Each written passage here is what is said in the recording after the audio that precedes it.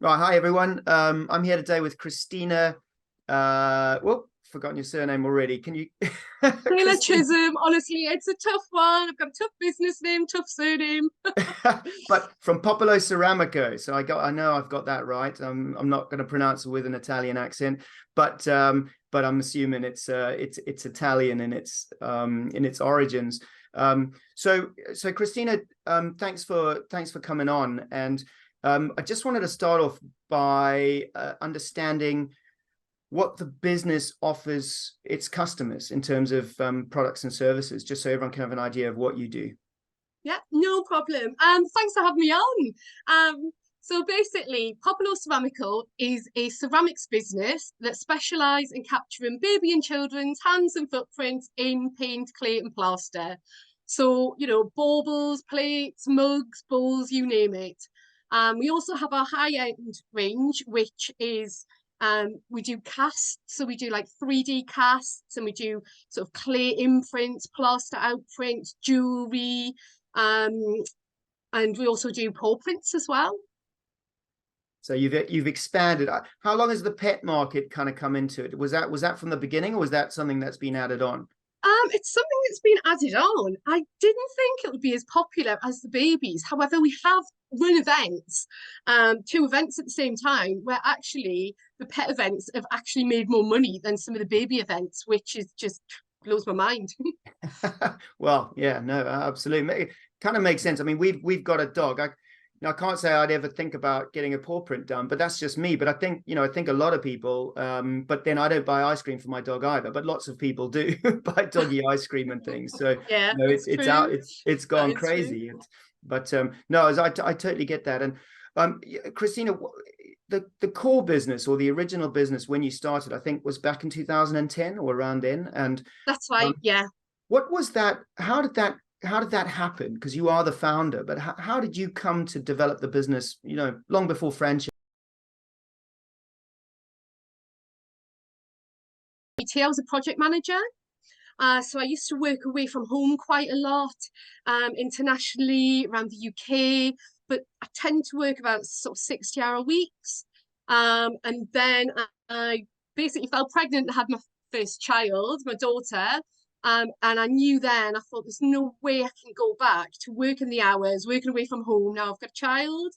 So that's when I really started to sort of think about other things that I could do. And I thought, if I'm going to completely change my life, I want to do something that I'm going to really, really enjoy. So I'm quite a creative person. I went to art college when I was younger, and it Yeah. was always something I said I'd go back to. Um, so basically, I'd been to ceramic cafes and things like that, but there was nowhere that specifically did prints for children. Like a lot of the baby groups that I would go along to would have, different people in doing, doing books and, they'd have different people coming in, but nobody doing ceramics with babies' hands and footprints. And I thought, you know what, this is a really good idea. I'd be able to sort of work flexibly, work my own hours, um, and do something that I really enjoy. So that's basically how it all started.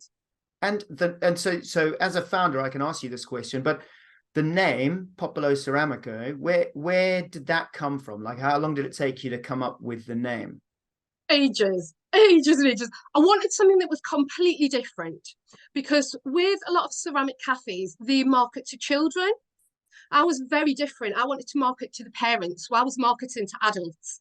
Um, I liked interior design. What I wanted was, high-end quality products that people wanted to display around the house, but they still had, that kids' hands and footprints. So, it was a lovely keepsake. So I love Italy, absolutely adore Italy. So having an Italian name just seems like a good fit. And I think I was in an office, it was me and the branding guy, and just Popolo Ceramico came up. It just kind of had a really nice feel to it.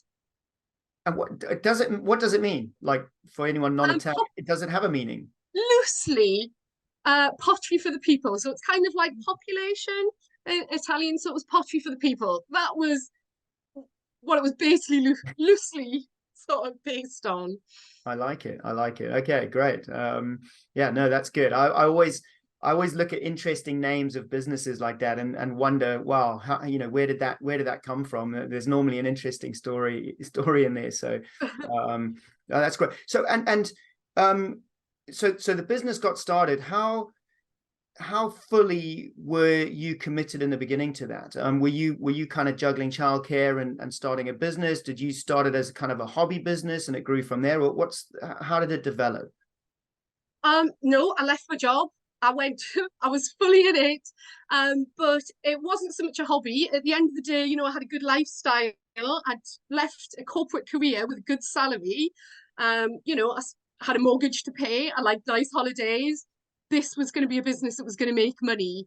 I think the first event that I went along to as an unknown business was in a church hall, and it was like a mother and baby event. And I was there for just over an hour, and I took over £500 in that hour. And I thought, you know what? People like these products. This is going to work. So once I'd tested the market, I just sort of built it up from there, really. Right. Okay. So it was a you started it as something that was going to be a full-time business. It was going to replace your salary in a career kind of side, and you had that thought from the beginning. Absolutely. I had a checklist of things that I wanted. I wanted to change my life. So I didn't want to work full time. I just wanted to work mainly sort of term time, around school holidays. I still had to earn a good income. And I literally just made a list of all of the things that I wanted to do. I loved ceramics, so that seemed like a natural fit. And obviously, because I was going to all these mother and baby groups with my daughter, I'd made all of these fabulous connections. So I rented space in my local pottery. So whilst I was going along to the groups, I was also sort of fine honing my skills as well. And so because I've got a business background as well, corporate background, what I did was had a business plan, worked out how much I would make per event and how many events I would need to do in order to make, you know, X amount of money at the end of the year.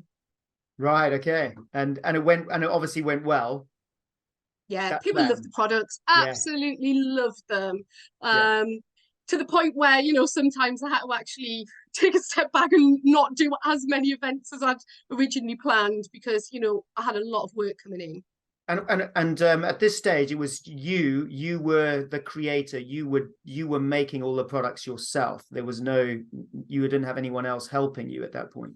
Initially, but that Yeah. changed rather quickly. Basically, I realized that in order to, because the more people that saw me at these baby groups, then they would tell their friends about it, and the more people would want us in, come into my nursery, come into my group.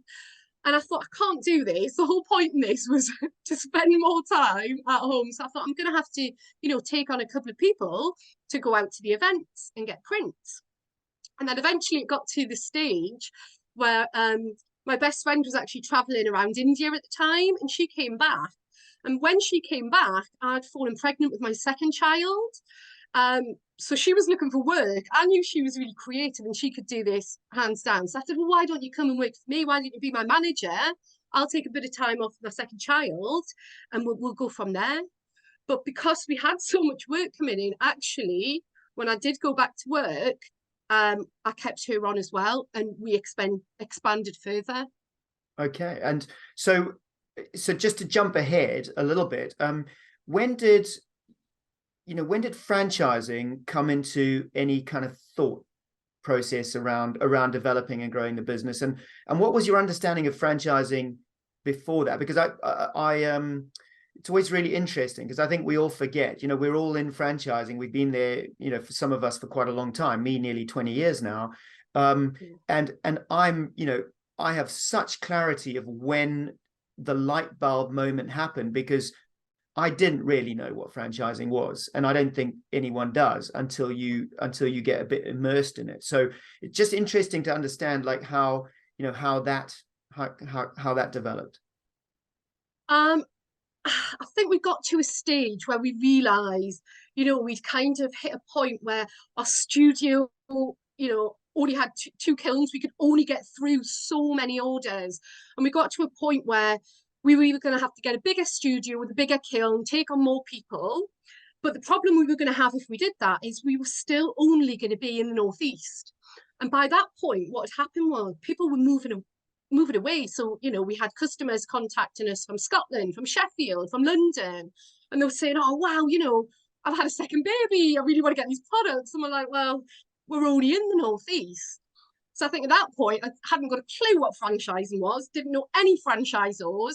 I think you kind of look at businesses like McDonald's, don't you, and think, oh, it's big business, just like McDonald's, they're the people that franchise.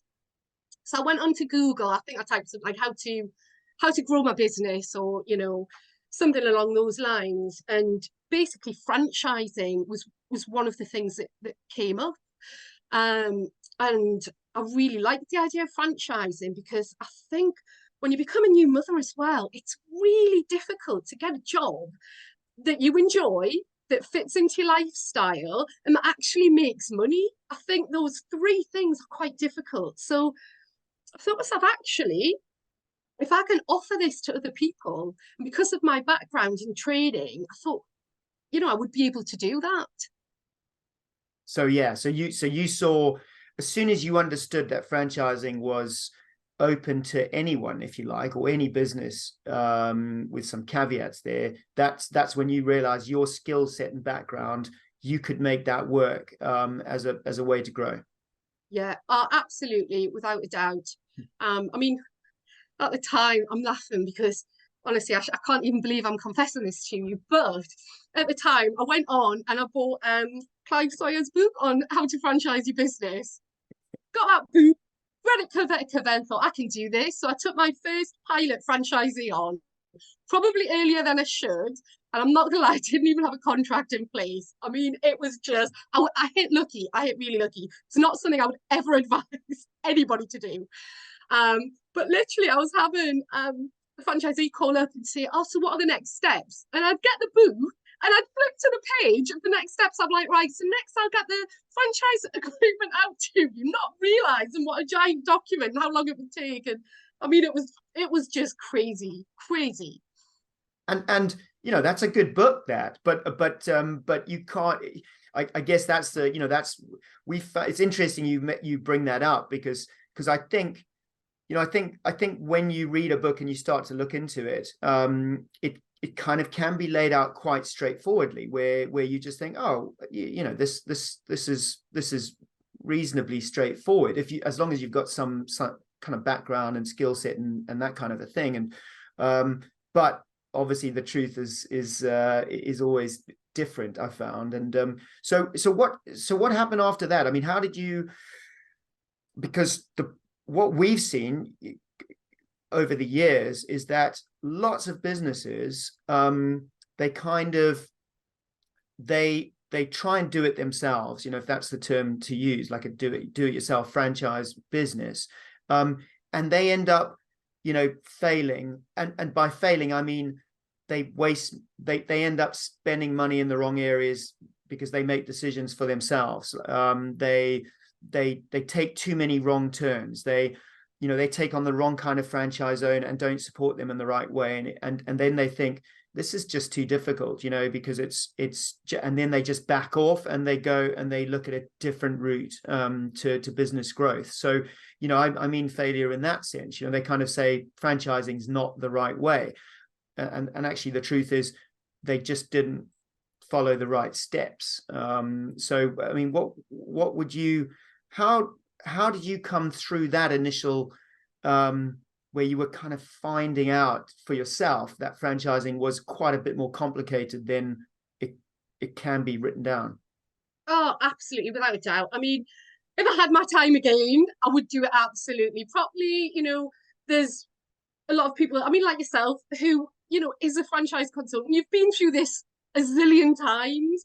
I'm just trying to do it from scratch. And as I say, I was very lucky. You know, I had a good pilot franchise. You know, the team that I then started to create, you know, they were a good team. I've got a good sense. But I think the problem is, if you're not so lucky and you haven't got that support and things go very wrong, and I've seen this happen to people and it is just awful. And then I think franchising if you have a bad experience, I think, and you don't have any support there, franchising can be very, very different. Yeah, no, I agree. And Christina, so when was that? So to help me understand, how long ago did you effectively, franchise your business, if you want to use that term? So it was 2016. Okay. I was very keen on waiting until both of my kids were at school before I started franchising. And again, I was doing a lot of it myself, so it was a lot of hard work. Yeah. Had I have actually had a consultancy firm that I'd used, I would have saved myself a lot of time. And had I had my time again, I probably would have franchised sooner. But for me, it felt like the right time because I was doing so much of it myself. Yeah, and it's not a.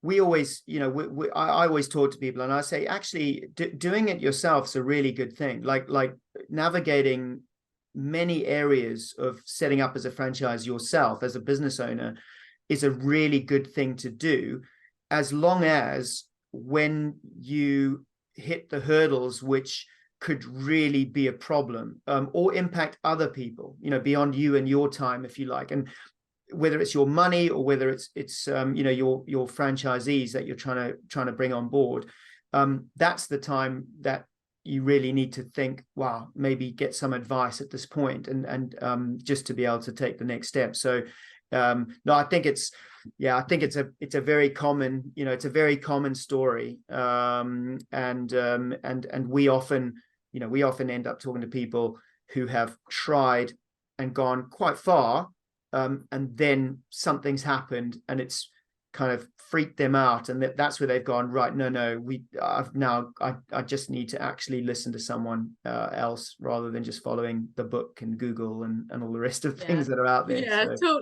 totally. Yeah. So along the way, where are you, Christina, as a franchisor now?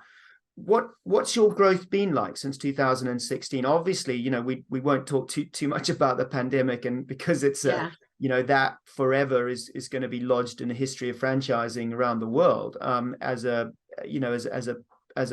period of, for many, or for most, I would say, a period of just trying to survive. There have been a few franchisors that really actually grew really well, but that depended on their model.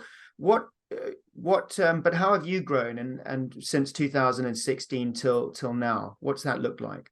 So 2016 was when I took on my first pilot franchise. I ran that for a year.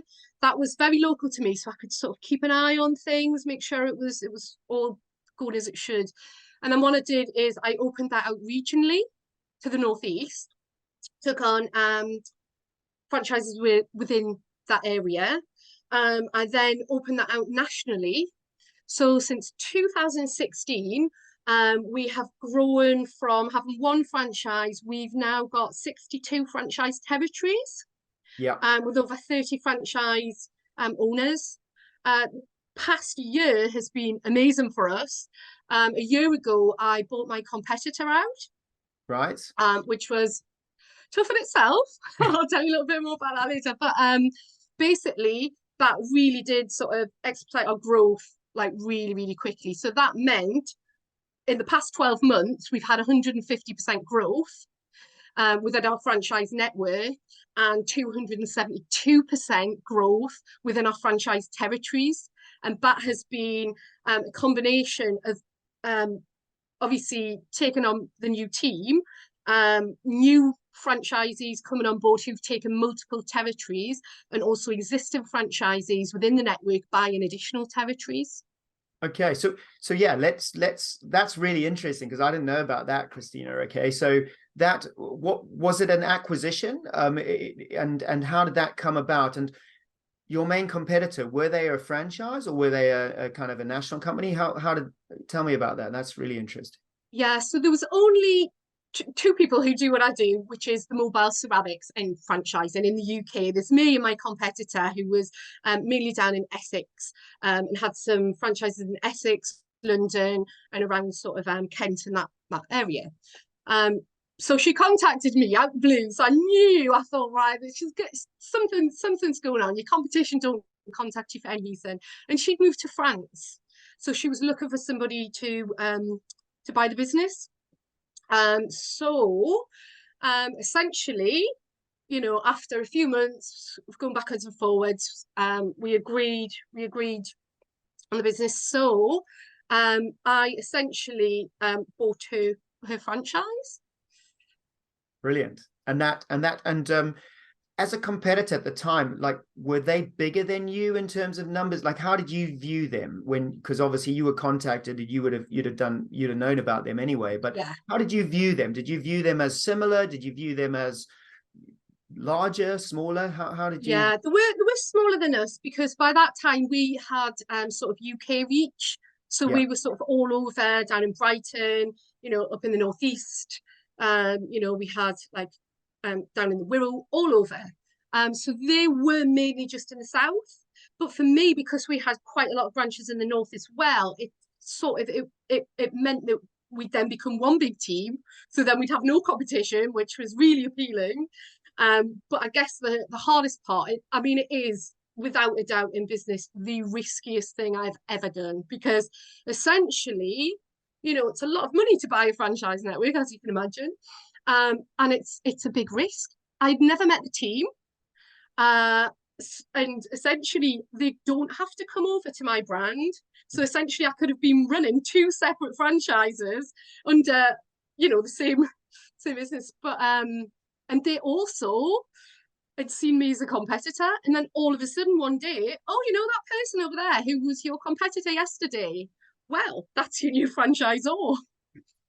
And so how did you, because, you know, if I'm a franchisee with one brand, and then this acquisition happens at a high level, obviously I wouldn't know anything about it until it happens. And then how did you go about navigating the communication? And if I was one of the franchisees for your competitor, how were you communicating and making them feel at ease and helping them understand that there would be you know, the brand would be changing and all of that? Because that is sometimes the most difficult thing. It's dealing with people and getting them psychologically to kind of make the change as well. How did you do that? Absolutely. Guess the first part is, you know, because of my background, I'd been a sales manager, I'd been a coach, I'd been a trainer. You know, I'm a good people person. So I thought if anybody can do this, it's going to be me. Not to be big-headed, but I thought, you know. And then what I did was, first thing I did was I put a webinar out there. I thought to myself, how would I feel if this was me? And I thought, I don't want them to think that I'm going to come in, steamroller everything and say, right, this is my brand, you're coming over, this is what we're going to do. So what I did is, in the webinar, I basically highlighted all the benefits of us becoming one big team, and the fact that I wasn't going to steamroller all of the things that they did that we didn't. What we do is we'd look at it as a whole, and if there was things that they're doing that we're not, that worked well, why wouldn't we incorporate them into our brands? And if they had designs that were working that we weren't currently doing, again, why wouldn't we incorporate them?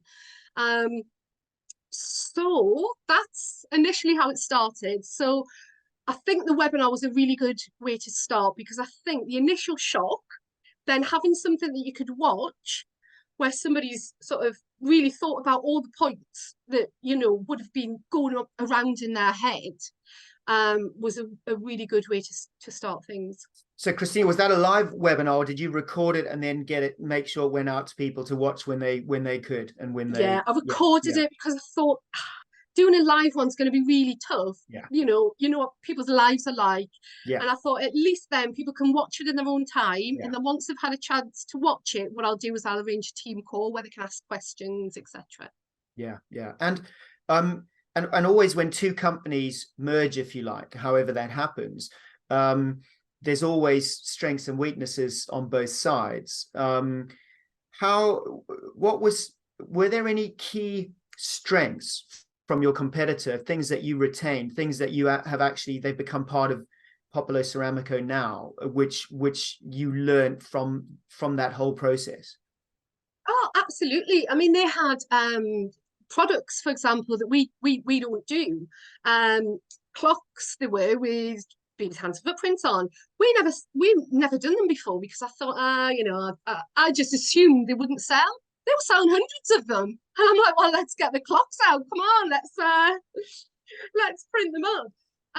Certain processes, I would say that because we were probably a bigger brand, I think a lot of the processes we'd already got sort of streamlined, and a lot of the things they did that were very similar to us.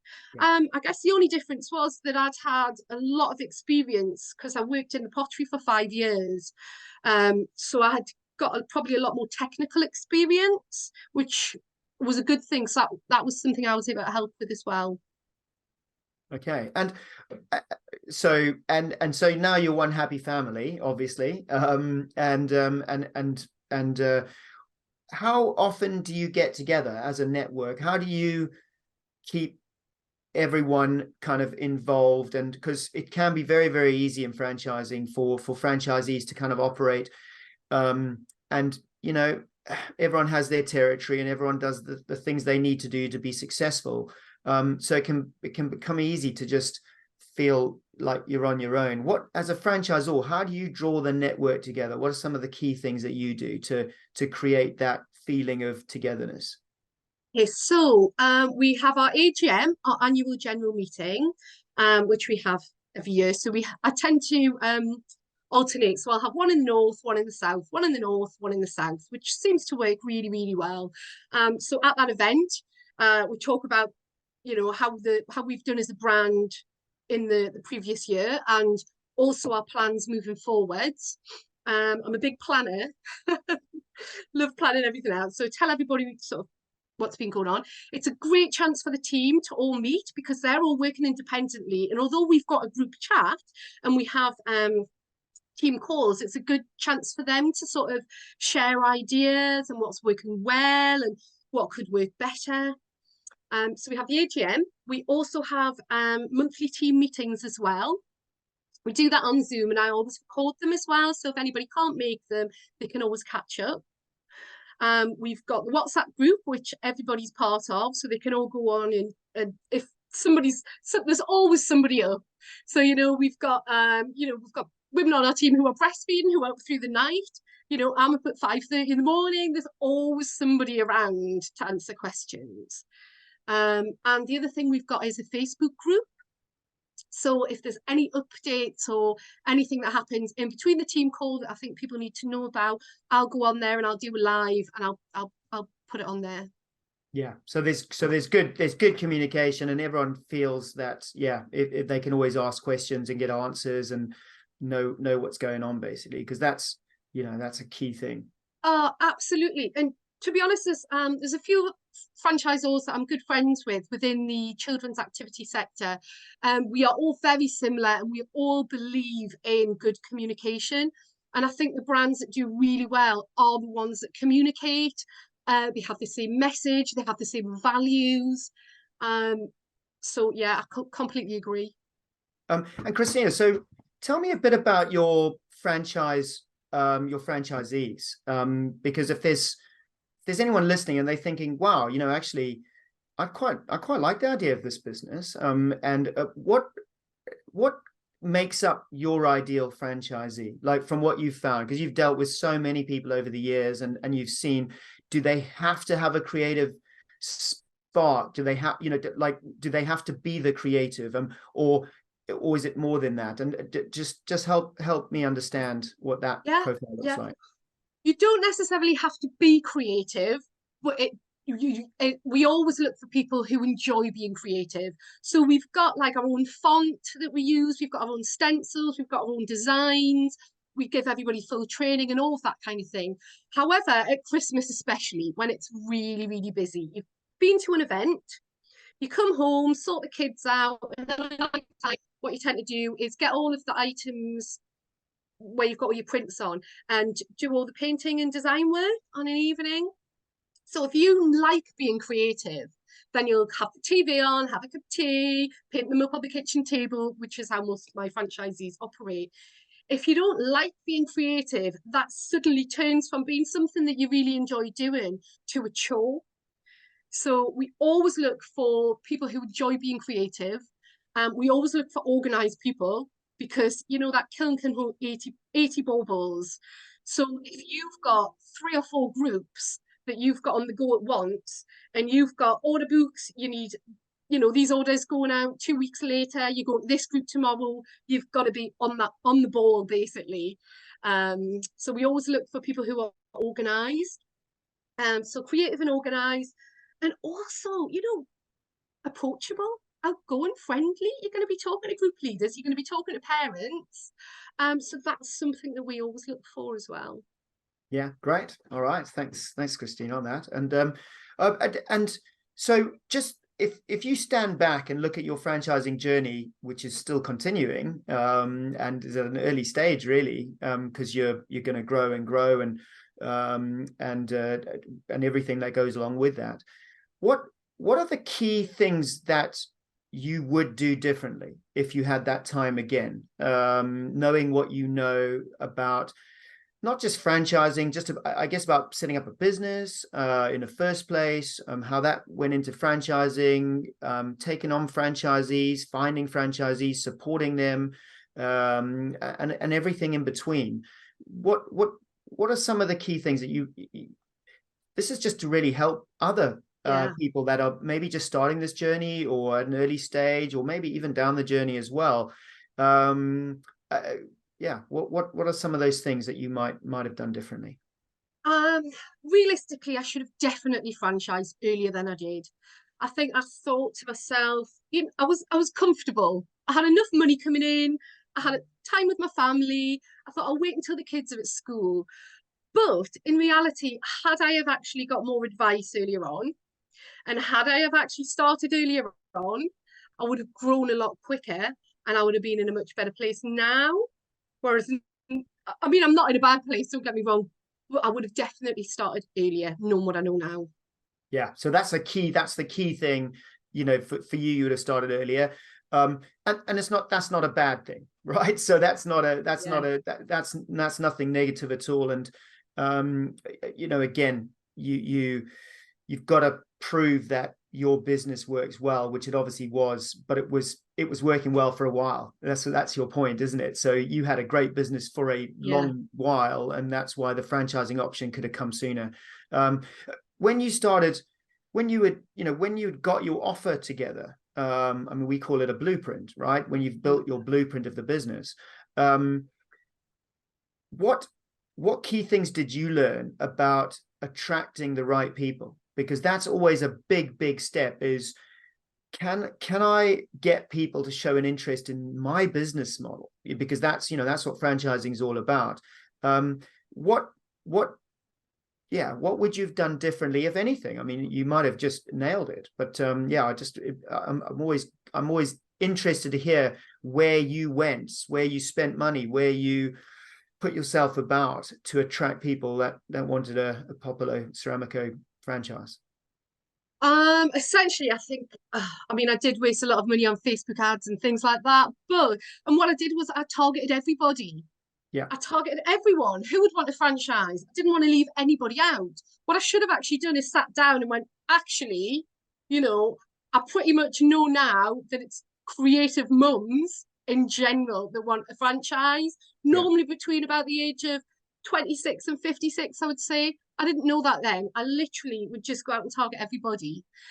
So I would have definitely been more niche when I was targeting.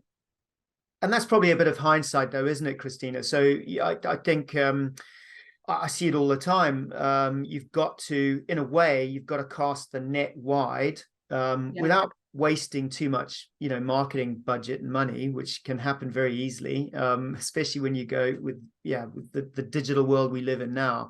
But what you have obviously really truly come to understand is that as you've built your franchise network, you now know really strongly what that profile looks like. And I think what is really important, and you make a point about that, is I think you do have to try and identify what your ideal franchisee profile is going to be like, without then pigeonholing your marketing only in that channel, because you don't really know. You don't really know. You obviously know now because you've got a lot of people, but you don't really know. So it's not a bad thing to cast that net wide, and then then narrow it down.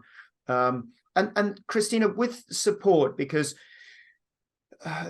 for all business owners that go into franchising, the first thing is, can we grow? Can we find franchisees? And you either tick that box or you don't. But when you start getting people on board, the next thing, which no one's ever done before from a business owner level, is support franchisees. You're used to supporting staff, you've had staff, that kind of thing, but and you've dealt with customers. That's all easy, if you like, because you kind of know what you're doing. But franchisees are different. And so what did you learn, like when you started to take on franchisees, from your pilot, and then just from what I call kind of strangers, right? Because normally the pilot starts with someone within your circle, whether it's a friend or family, and they come on board and help you, and they become the pilot. But when you started finding people from outside, what were the key things that you learned, and you learned quickly normally, about communication and about the support that people needed? Stefan, I guess first thing I would always say as well, when you are recruiting franchisees, is always trust your gut. Always trust your gut. If you have a feeling that somebody's not quite right, it's so important that you don't take them on, because at the end of the day, if they're not right for you and you're not right for them, what you're going to end up with is a lot of your time spent trying to mold them into the right franchisee when they're not the right franchisee.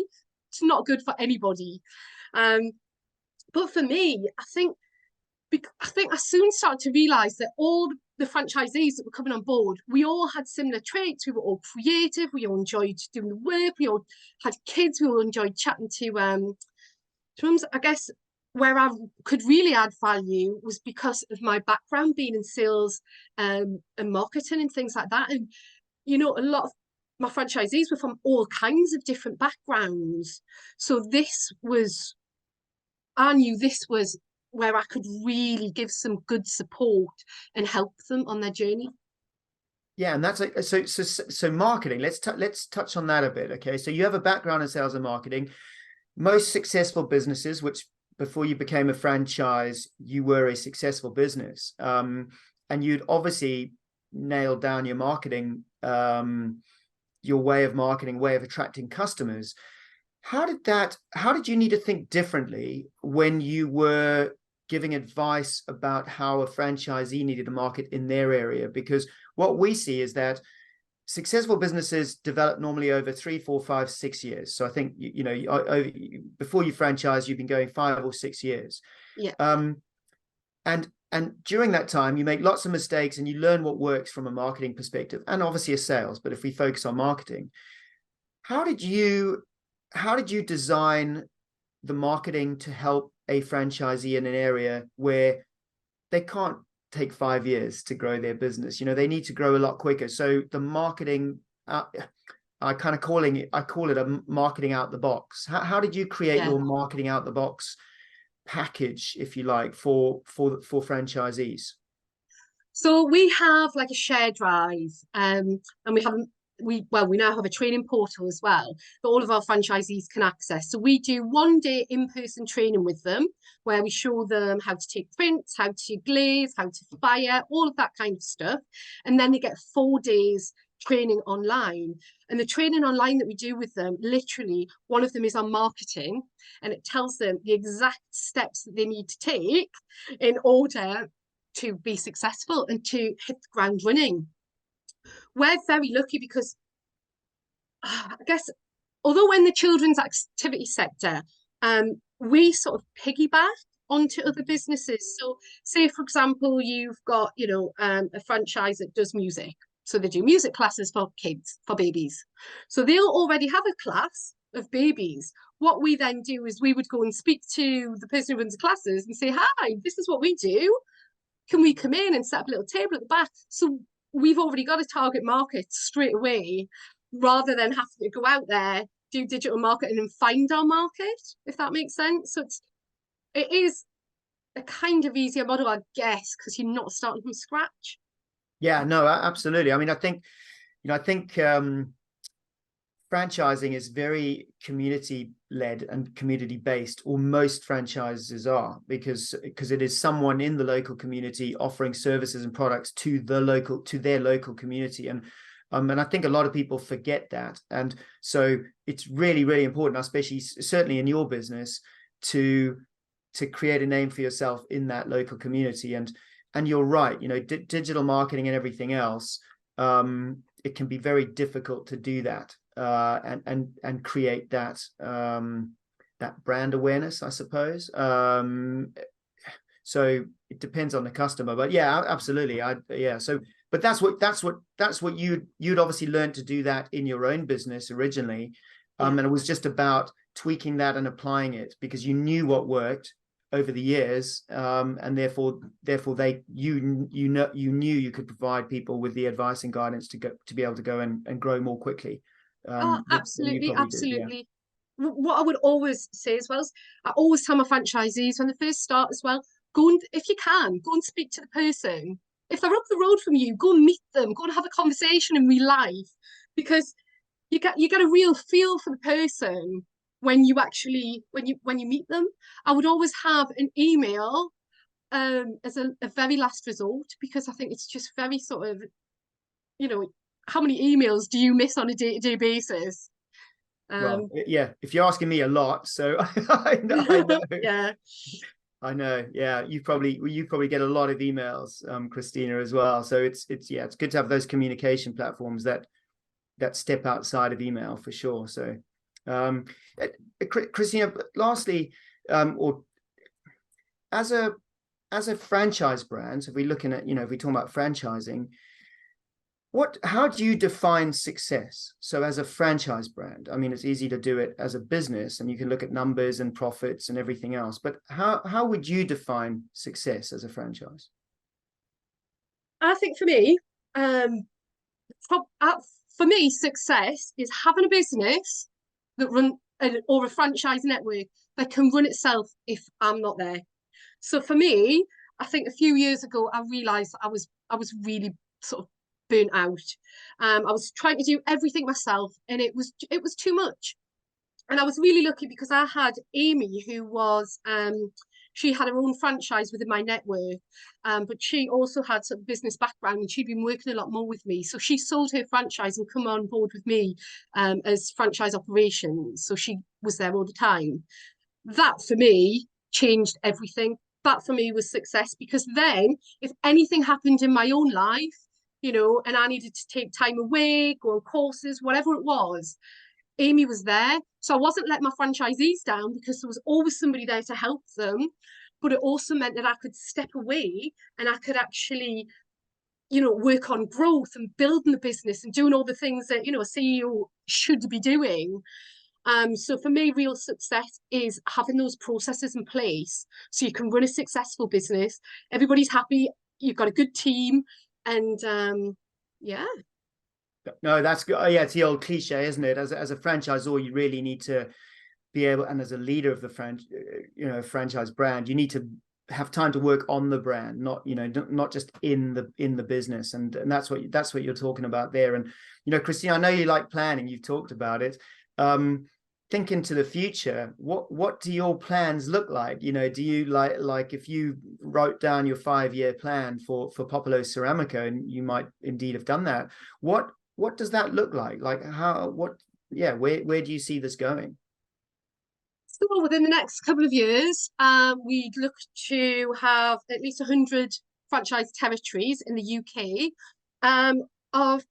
One of my franchisees is Australian and she's gone back over to Australia. So we're looking at taking Popolo Ceramico into Australia. I also want to expand into other countries as well, look at master franchisors. So that might be another conversation we'll have to have separately. Okay.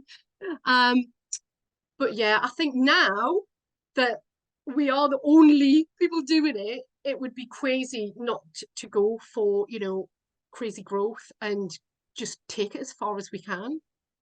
I like it. That's I like the ambition, Christina. It's what every good franchise brand, you know, I think you what I've found talking to lots of people is that you grow ambition, and that ambition grows bigger the more success you have at a, you know, at a country level, in the UK in this case. And so yeah, well, look, Christina, thanks so much for your time. And good luck with all of that. And I'm sure we'll see each other around. Absolutely, honestly, thank you so much for having me on. It's been great to catch up again, because obviously we've met in person a few times now. But yeah, it's been really good, and thank you very much.